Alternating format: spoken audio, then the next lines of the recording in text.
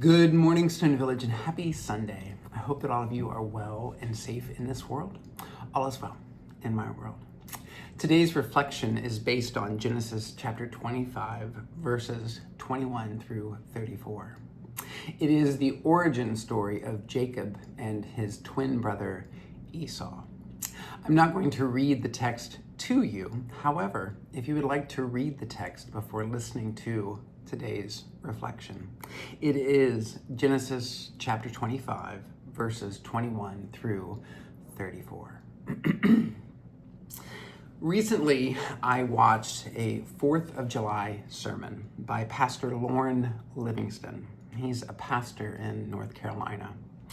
In his sermon, he spoke of the contradictions of Christianity in this country, stating this is not a Christian nation, nor has it ever been a Christian nation. For a Christian nation embracing the ethical and moral teachings of Christ would not have displaced and murdered millions of indigenous people. He went on to speak to the atrocities of slavery and how this country went to war with itself, killing over 500,000 of its own people over the question of whether a human being could be owned by another human being. I was riveted by this man's candor and vigor. In his courage, what courage to preach this sermon in the South. And the poignancy of the contradictions he wove into his sermon, underscoring there is nothing Christian about this nation, was inspiring. Needless to say, my hands were in the air as though I were on a roller coaster. Preach. Over the last decade, I have found myself struggling to reconcile the opposites, the contradictions in my life and in this world, which is a struggle as old as Esau and Jacob. However, the struggle did not begin with them. It's also the story of Cain and Abel, Sarah and Hagar, Rachel and Leah. And the story continues today. It's also your story and it's my story. Esau and Jacob began their struggle within their mother, Rebekah. They were twins in her womb, two sides of the same God-answered prayer. And like Rebekah, we often don't know what to do with our struggles. If it is to be this way, how do I live? Rebekah asked. Esau and Jacob are opposites. Esau is a hairy man. Jacob is a man of smooth skin. Esau is a skilled hunter, a man of the field. Jacob is a quiet man and lives in a tent. Even their parents, Isaac and Rebekah, represent opposites. They are male and female. Isaac loves Esau, while Rebekah loves Jacob. Of course, we often try to resolve the tension of the opposites in our lives by choosing one over the other. One is good, the other is bad. One is right, the other is wrong. Today, though, I don't want us to do this with Esau and Jacob. Instead, I want us to hold the tension and let both Esau and Jacob be lenses through which we see the opposites in our own lives and this world. I want us to feel within ourselves the same struggle Rebekah felt within herself. Who or what are Esau and Jacob for you today? In what ways are they showing up in your life, your family, this community, our country, the world? What are the opposites or contradictions in your life today? When I look at my own life, I see contradictions everywhere. I see times when I have smiled with joy and times I have wept with grief.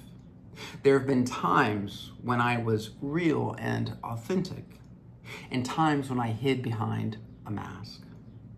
My hands have been open and receptive, and they have been closed and defensive. I say I value honesty, but I have also been dishonest. I want to be loyal and trustworthy, but I have also betrayed myself and others. I have lived with integrity, and I have compromised myself. I have offered peace, and I have caused conflict. Sometimes I've done the right thing, and sometimes I've done the wrong thing.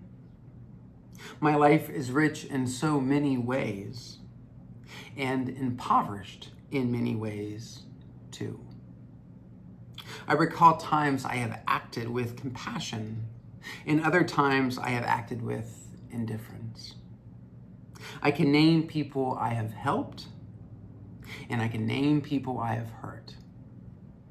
I have forgiven, and I have judged, condemned, and executed. I recall times of courage and times of cowardice. I have participated in the beauty of humanity and in the disfigurement of humanity. I wonder, what do you see when you look at your life? How are you living with the opposites, the contradictions in your life today?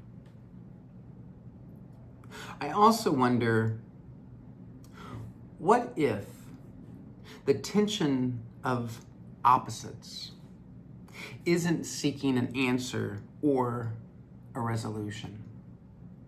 What if it's not a choice between Esau and Jacob? What if the tension of opposites is calling for collaboration? Perhaps it's a movement out of our extremes. What if the Esau and Jacob of our lives are asking something from us and offering something to us? You see, when I am able to hold my opposites in tension, I can ask different questions, better questions, and open myself to new possibilities. And I have more compassion and understanding for the contradictions in the lives of others. For instance, what if Jacob isn't the hill grabber, the supplanter, who we often view him to be? What if he simply wants his brother? What if he's reaching for his brother and not trying to hold him back? And I wonder what Esau hungers for. I wonder if it's more than a bowl of stew. Perhaps he's hungry for more than what a birthright can give him. What could it be? What would it take to name the opposites in your life today? To hold them without having to resolve them. To listen to and learn from them. You see, if we cannot reconcile the opposites within us, we will deliver them to the world, just as Rebekah delivered Esau and Jacob to the world. And so maybe our challenge today is to hold the opposites in tension with each other and give both sides of ourselves and others equal time, attention, energy, and even value. I realize we are taught to resolve our tensions by eliminating the opposition. However, this isn't always feasible, or necessarily fair. And yet, when opposites clash, we all lose. And ultimately, this is what we see in the deaths of Esau and Jacob. Do you know the story? When Jacob died, Joseph and his brothers took their father to be buried in a cave. When they arrived at the cave, Esau and his sons came to prevent the burial. Esau claimed the one remaining burial plot belonged to him. Jacob's sons claimed Esau had sold the burial plot to Jacob. The drama.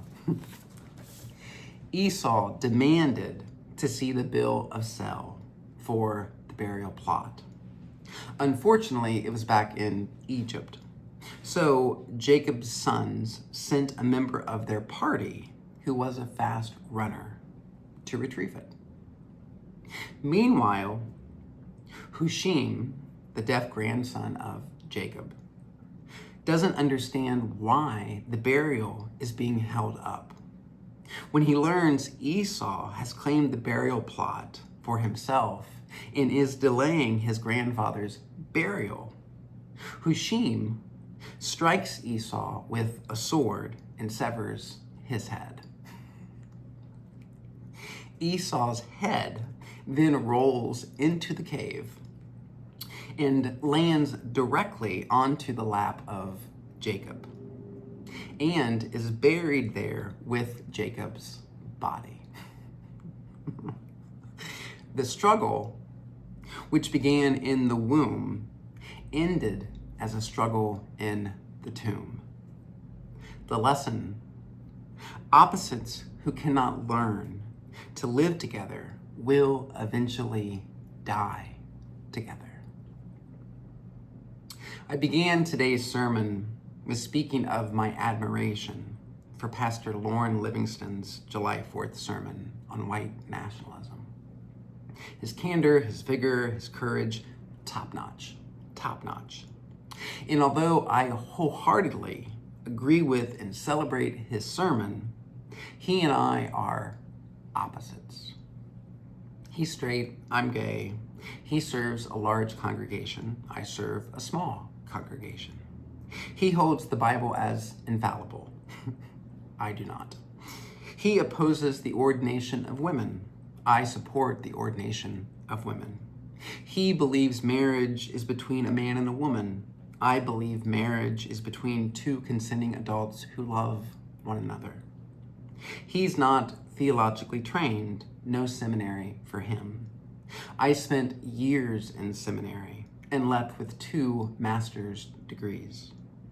Pastor Lauren and Pastor John, like Esau and Jacob, are opposites, and tension exists between us.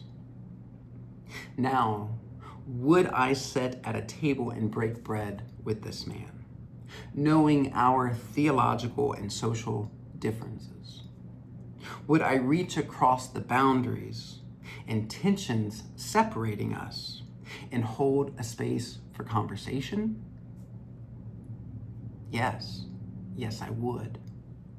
You see, the gospel of Christ is always asking us to reach across boundaries and do what we've never done before, to engage those different from ourselves, to find the common ground, and possibly enrich and enlarge the other's life. Because opposites who cannot learn to live together will die together, and everyone loses. There is always a choice in how we live with our opposites, our tensions, our contradictions. There's always a choice. Thanks be to God. Amen. Have a great day, Stoners. I love you, and I'll talk to you soon. Bye.